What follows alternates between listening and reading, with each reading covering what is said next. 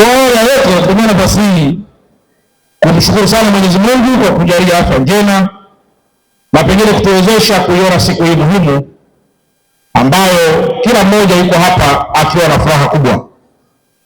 Napenda pia kutoa pongezi zangu za dhati kwa wakala wa vipimo kwa kuendelea kusimamia matumizi sahihi ya vipimo hapa nchini pamoja na kuandaa maadhimisho haya ya maadhimisho ya siku ya vipimo duniani ambayo yanaadhimishwa kila mwaka tarehe 20 Mei, ambapo mwaka huu maadhimisho ya kilele yatafanyika jijini Dodoma. Maadhimisho haya yana muhimu mkubwa, kwani yanatukumbusha wajibu wetu wa kuhakikisha biashara na huduma zinatolewa kwa wananchi zikazingatia haki, usawa na uaminifu. Na kauli mbiu ya mwaka huu kwa lugha ya Kiswahili ni kujenga imani katika uandaaji wa sera, lakini kwa lugha za wenzetu is to build trust in policy making. Sasa kauli mbiu hii ina uzito mkubwa sana kwa taifa letu, kwa sababu uundaji wa sera, nafikiri wote mnafahamu, taifa letu linakuwa na approach mbili na namna mbili ya kuunda sera.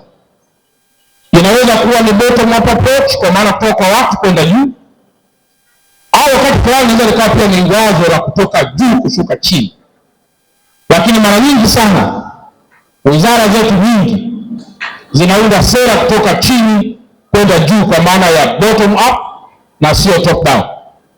Sasa tukienda kwa namna hiyo, maana yake ni kwamba kile walichokizalisha, walichokitoa wananchi, ambacho ninyi mnakwenda kukiundia kama sera, ambayo baadaye kunatokea na utekelezaji wa sera, maana yake ni kwamba wananchi wasipojenga imani kwa sera hiyo, hakuna jambo linaloweza kulifanya.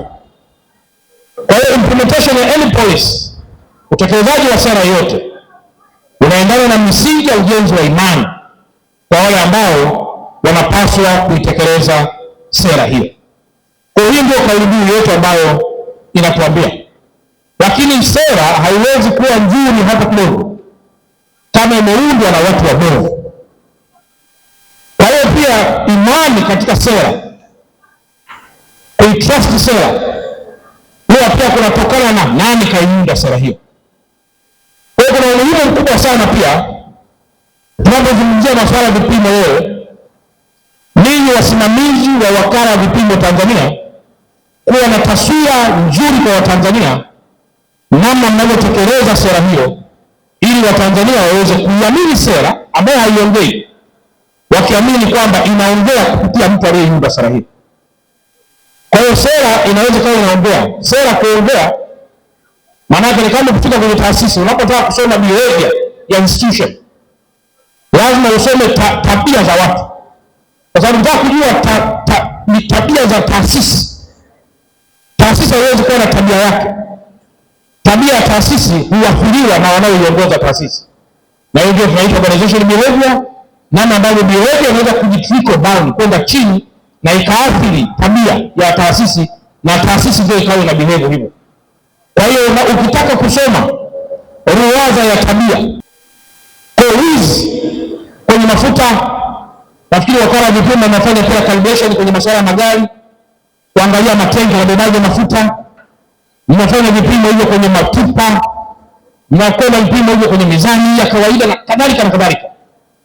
Unaambiwa bwana, hii ni kilo kadhaa, hizi ni zinabeba cubic meter kadhaa, lakini tunaenda unakuta hakuna cubic meter zile. Pesa hiyo unayoipata siku zitakapotimia lazima utaitapika, kwa sababu uliyemhibia anatoa machozi. Ukikuta mtu wa chini anaanza kulia, a normal person is crying, anarusha machozi yake chini, alafu wewe na familia yako mnafarijika, mnafurahi kwamba mnakuwa, utakuja kupigwa na kansa ambayo hujawahi kuielewa, utapigwa na stroke ambayo hujawahi kuielewa, utapigwa na homa ya ini ambayo hujawahi kuielewa, kwa sababu ya utapeli wa kuzitaka fedha zisizo za kwako. Tumia fursa hii kuwakumbusha tena kwa msingi mkuu wa kuhakikisha kuwa vipimo nchini vinatokana na maandiko. Pia vipimo nchini ni jambo la msingi, na shehe wetu Mpinga amezungumza hapa lakini pamoja pia na Askofu wetu Siso naye amezungumza kwenye Qur'an, ipo sura ya 83, sura ya 17, sura ya 57, sura ya 55 mpaka ile 42 wamezungumzia masuala ya ole wao wapinzani. Sasa wewe na kamtaji kadogo unarudi kwamba wewe umeingiza sana hela, yule mtu ambaye umempunja yeye analia, kila baada ya wiki moja anakuja kununua unga wako umeisha kwa sababu amepunjwa. Wewe watoto wako wanasoma kwa dhuluma, kwa hela ya dhuluma, huyu watoto wako wanasoma kwa hela ya haki. Mwisho vitoto vyako vikipadi vifomu 0 form 4 unaanza kusema watoto wangu mtu anawaloga. Ni kwa sababu umepora haki ya mtu ambaye anaswali na kusali ili wewe pia usifanikiwe. Kwa hiyo inasisitiza kuneni kwa mizani zilizo sawa, anasisitiza kusidhulumu katika mizani, lakini katika maandiko matakatifu ya Biblia katika kitabu cha Amos, Mithali pamoja na vitabu vingine vyote kama Walawi amezungumzia pia mizani ya vipimo vya haki, unyoofu katika biashara. Mizani ya hadaa ni chukizo kwa Bwana, bali vipimo vilivyo sawasawa humpendeza yeye. Kwa hiyo ndugu zangu wafanya biashara mlioko hapa pamoja na ninyi wote ambao tunasimamia, ifike wakati msipende sana dhuluma. Dhuluma sio nzuri. Dhuluma zinatesa. Hebu imagine daktari akikudhulumu, maana yake ni kwamba anafupisha maisha yako. Kwa hiyo wafanya biashara, Dar es Salaam ni kitovu cha biashara hapa nchini, na wote wananchi huingia katika masoko yetu kila siku wakiamini kuwa watapata huduma bora za bidhaa sahihi kwa thamani halisi ya fedha walizotoa, na kwa wajibu wetu tuhakikishe kuwa imani hiyo inalindwa wakati wote. Ukiwa mzuri wa kuiba, ujue na wewe kuna siku utaibiwa, na kwa bahati mbaya siku ya kuibiwa hautaijua. Kwa hiyo lazima tufahamu kuwa matumizi sahihi ya vipimo ndio jambo hili linalopaswa lifanywe kwa uhiari. Ndio maana leo kuna wakala vipimo kama mshika instrument namba 1 wa kumwajibisha yule ambaye hatapenda kutumia vipimo au kwenda tofauti na hapo. Ninyi ni walinzi wa kwanza wa nidhamu na utaratibu katika maeneo yenu. Serikali inayotegemea sana katika kuhakikisha kuwa biashara zote ndani ya masoko zinafanyika kufuata sheria na taratibu zilizowekwa. Hairuhusiwi tena kuona matumizi ya rombesa, na hapa kila siku tunazungumzia matumizi ya rombesa, lakini kwa kuwa hapa mpo wakala vipimo Tanzania, tuone njia sahihi ya kufanya. Mimi nilishawahi kuwa mfanya biashara zamani kwa mazao ya mabichi, tena soko hili hapo hili nilikuwa nabeba njegere, cabbage, na ilikuwa kufika hapa Kariakoo magari tulikuwa tunayapaki, tukishusha mzigo hapa tunakwenda kupaki pale Kidogo Chekundu pale. Ukifika hapa tulikuwa tunapokelewa na madalali. Dalali anaichukua cabbage yako anaangalia anasema hii cabbage hii bwana hii hapana. Kwa hiyo naweka pembeni kwamba usubiri kwanza. Lakini kumbe wakati fulani ilikuwa ni wizi. Hakuna kitu chochote. Cabbage nzuri, kitunguu kizuri, lakini baada hapo atalazimisha kijai kabisa mpaka juu. Sasa kuangalia, na ndio maana mnakuta mkulima anatumia nguvu nyingi sana kusimama na kuwa tajiri kwa sababu ya mtu mwizi hapa katikati ambaye wakati wote anamlalia mkulima kabla hajafika kwenye masoko yake halisi. Kwa hiyo ndugu zangu, kama huwezi kutoa sadaka msikitini au kanisani, wewe tenda haki tu. Tenda haki ili mambo yaweze kwenda vizuri. Kwa ni wasili mwenyewe kutoa elimu kwa wafanyabiashara wengine, na hasa pia wafanyabiashara tulionao hapa kuhusu umuhimu wa kutumia vipimo sahihi, lakini wakati huo msisite kuchukua hatua kwa wale ambao wanaendelea kukaidi maelekezo ya serikali. Nikisikia Kiswahili kinasema tii sheria bila shuruti, maana yake unyume wa kauli hiyo, the antonymy of this statement ni kwamba wapo watakaotii sheria kwa shuruti. Na shuruti maana yake nini? Shuruti, leta mkono, piga pingu, nenda hivi, hizo ndio shuruti.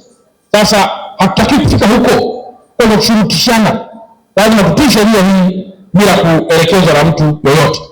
Mwisho kabisa, nitoe rai na nitoe wito kwa viongozi wa masoko, wafanyabiashara, wananchi wote kwa ujumla kushirikiana na serikali pamoja na wakala wa vipimo Tanzania katika kuhakikisha matumizi ya vipimo sahihi yanaimarika katika mkoa wetu.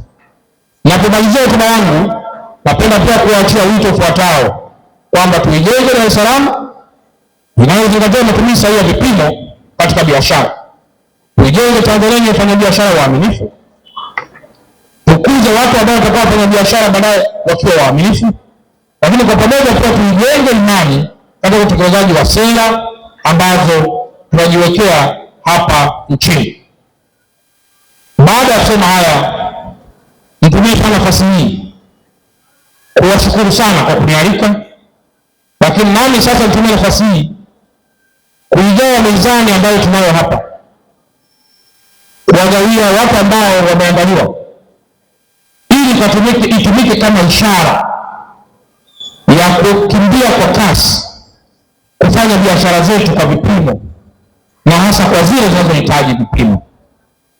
Lakini kwa kuwa niko katika eneo hili la kufanya biashara, tukumbuke pia kutoa risiti na kwa mabalozi wazuri wa ulipaji wa kodi hapa nchini.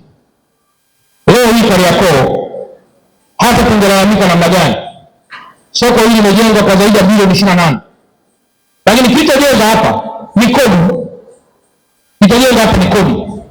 Mheshimiwa Rais anaendelea kwenye kihenge, anachukua fedha anarejesha tena kwa wananchi. Na kama hela bilioni 28 zimelala hapa, zitakiwa kuishia hapa. Na ndio maana leo CPA Ashraf tunasema tunahitaji kodi ya pango hili la Kariakoo ili litumike tena kulipa umeme, kusafisha maji machafu, kulinda ulinzi kwa ajili ya masuala mengine yote, kununua vifaa vya zimamoto, kulinda masuala ya security rights, kufanya shughuli nyingine zote za hapa Kariakoo ili pia Kariakoo iendelee kuwa nadhifu. Vinginevyo kama hakuna kodi, jengo hili litakuja kuchakaa na litakuwa ni chafu, na vizazi vijavyo vitatuhukumu na mwisho wa siku tutashindwa kufanya kazi. Lakini mkitaka kuyafanikiwa yote haya, acheni siasa ikae kando. Na nataka kuwa mfanya biashara, ndio kodi ya hapa ni shilingi 20. Lipa kodi, fanya biashara yako. Utaka kufanya biashara, nenda kawekeze kwenye maneno, taendelee kuongea kwenye korido huko. Lakini kama unataka kuwa mfanya biashara, fanya biashara. Na mimi wanashangaa sana Tanzania, kuna muda tunageuza, huwa nasikiliza ni kila nikifungulia TV nakuta kuna watu wanaongea tangu niko mtoto shule ya darasa la pili mpaka kesho. Wao kazi yao ni kuongea. Sasa najiuliza, hivi mtu angekuwa na duka Kariakoo angepata muda kuongea kweli? Angekuwa anachimba migodi angepata muda kuongea? Kwa mkiona mtu anaongea sana, ndio imemuingia tabia ya kula hela kwa kuuza maneno.